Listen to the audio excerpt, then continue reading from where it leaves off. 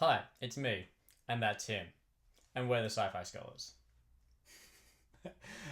And we're talking Batman vs. Superman, Dawn of Justice.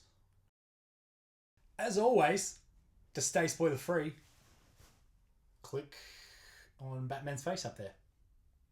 And if you want to see our at length discussion, Click here. thanks.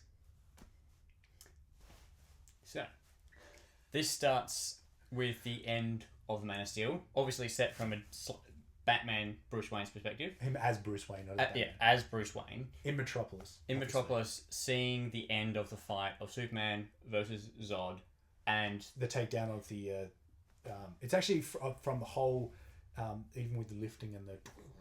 yes, scene. So even before Zod and Superman fully fight, or as they're fighting, anyway, it sees the destruction and the collateral damage. Yes. From that conflict, and from Bruce Wayne's perspective of on the ground, yes, and that gives you a bit more of an understanding of not only how Bruce Wayne's going to perceive that fight and Superman, but how the public sees Superman and how they were quite divided with Superman and how they feel about him. And that plays out later on into other scenes with the court case and stuff. Yes. And they address, I guess, the audience, like our opinion of Superman killing Zod. And the massive destruction.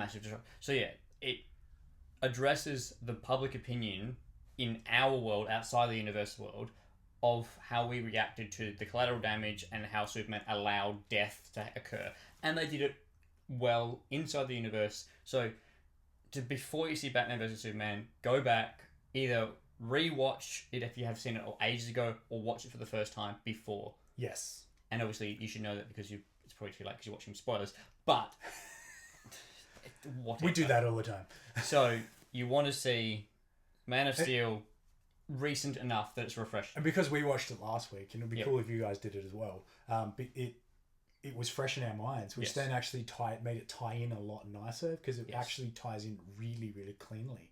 Yes. And really, really well. And it sets the tone quite well, particularly for your interpretation of what Bruce Wayne's feeling and seeing, which it was what I really liked. And sets up the Bruce Wayne Batman character really well. And it also sets up how Batman's fear, or his fear of Superman's power and what it means if he goes evil, and why he doesn't think he should be allowed, or there shouldn't be a plan to take him down, or he shouldn't be treated as the enemy. Yeah. If there's a chance that he could, because of how powerful he is. And then you see some of Batman's vigilantism and how he deals with criminals, which is threatening them and instilling fear into criminals. Yes. And branding them, which is a death sentence.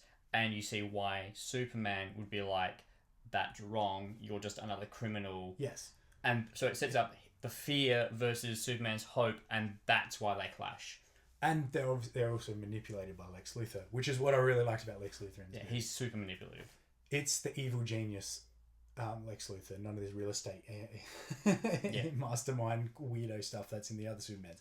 Not that there's anything wrong with those Supermans, but it's a lot more in line with the comics, which is what I really liked, which gets me onto the casting. Yeah. And I know that a lot of people were wary of the casting, and I was very like, you know what, let's wait and see. But I was a little bit like, I'm not sure how this is going to play out, but I'll wait and see before I, in context of movie, who knows what they brought to the audition, and they nailed it. Yep, they all nailed casting their was perfect, gritty version to fit into the gritty universe. And each character, for what they are, those actors bring what they needed to. Yep, including the mini scenes foreshadowing what the rest of the cast that's going to be in for Justice League. Like, everything was set up correctly. It was subtle enough and but not long enough. And so they've cast it well, they've scripted it well, so it works. And what also works in the context of the movie with each individual characters is the music in this. Yes. That each character had its own almost style. Yep.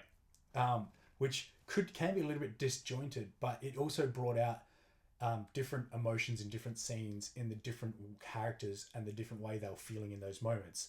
had a single violin for a lot of Lex Luthor stuff, which gave you that little bit of evil genius, maniacal sort of sneaky clown out of that corner. Yeah, which was really, really cool. But the rest all really, really fit really well.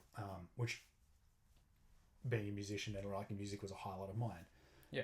Yeah. And then, so it also helped you focus on who was going to be doing what. And then, when they were focusing on people, they played those people's comic book versions well. Either whether it was just the exact appearance or how they interacted. None of this 1v1 fighting, then I'll fight the next. Like, that brings you to the two Batman fight scenes. The two, not including the one against Superman, where he's actually Batman against criminals. There's the first one in the dream sequence, which has an awesome little Easter egg. You see the Omega symbol, dark side. Need to say more. But there's a fighting scene in there where there's one shot where it shows off his fighting style, and there's not just one person attacking him at a time. No. There's 3 or 4 attacking at the same time, and he'll be fending off 2 guys and then take off another guy. Yeah. And then that also ties into when he tries to save Martha Kent at the end of the movie, or not the end, but another climax moment in the movie where he takes out Lex Luthor's henchmen who have taken Martha, and he takes out 2 dozen, so 24 guys, and he pops up through the floor and just absolutely brutalizes them. And it's not just that he gets taken down at a couple of pegs, and it's noticeable too. Yeah, he gets stabbed, and it's not just that's it. Oh, I got stabbed, whatever. Yeah, you saw him feel it, and that was one of my highlights. And it shows a lot more of the tactician fighting style that you see in the comics. Yes, which is done well, and the dream sequence scene throws back to old trench coat scenes. The trench coat and the gun, first Batman. So that throws a lot back to the old scenes. And then you see Superman doing a lot of his traditional fighting style and a lot of comic book throwbacks. In a lot, mainly just, I guess, for him it's more appearance because you already knew what he was going to be One little thing that they did, and that I loved in the Man of Steel as well, is he would just float. Yeah. And like there's a scene where he goes to fly out of a building when he's with Lois Lane, and he just kind of gets up. He floats up, like, kisses her, kisses her, but anyway. Floats up a bit, then goes to the exit, and then poof. Yeah. I was just like, that is a icing on the cake. Like, little thoughts that obviously Zack Snyder's thought about and made it more comic booky. And they've got these two extremely fierce, extremely powerful superhero male characters, and then you've seen a bit of Wonder Woman as her alter ego Diane to start with. Yeah. But she's on par with Bruce Wayne in those scenes, playing mind games with him, and then she rocks up as Wonder Woman and basically saves their asses. Like it's saves Batman's ass against Doomsday, but she holds her own and is just as fierce as Batman and Superman are. And then Batman's backed off the fight, and it's her and Superman, and then Superman has to go save Lois, and it's basically her versus Doomsday. And she's holding her own with a bit of help from Batman every now and then. But he can't do much. And he knows it, and he's smart about that, which is what I really liked about it too. They've nailed a strong female warrior character. Yes. Against a backdrop of the conflict of Batman and Superman. Like, she's not the focus of this movie. No. But in those fight scenes, she easily holds her own and steals a lot of the attention in that fight. I definitely agree with that. As much as, I'm a huge Batman and Superman fan, I love Wonder Woman as well. And when she rocked up as Wonder Woman, it was one of those, yeah. She's and in those fights, not only because she's, her wardrobe's a bit different, she was a little bit more noticeable in those fights against Doomsday, I noticed as well. But that's because she's got a sword and she had the shield. And she uses them really well. And she holds her own, like, almost takes him down a couple of times. Actually, she cuts off his arm at one time. Carves through him, uses her lasso to actually hold him in place when Superman finally comes back with the killing blow. With the kryptonite, which ends up sacrificing himself as well. But you see her as at least an equal to them. Like, there's no question that they aren't saying she's a second tier hero. She is on par with everyone. Yes, and that's what I like, because they're the big three. Yeah. And they're setting up the others perfectly. Yeah. Very subtle, but not overly subtle, so it's still obvious. And They're- it's got me. Their discovery is fine with Lex being the suspicious one who manipulated and gave their information away. It all makes sense for where they're going.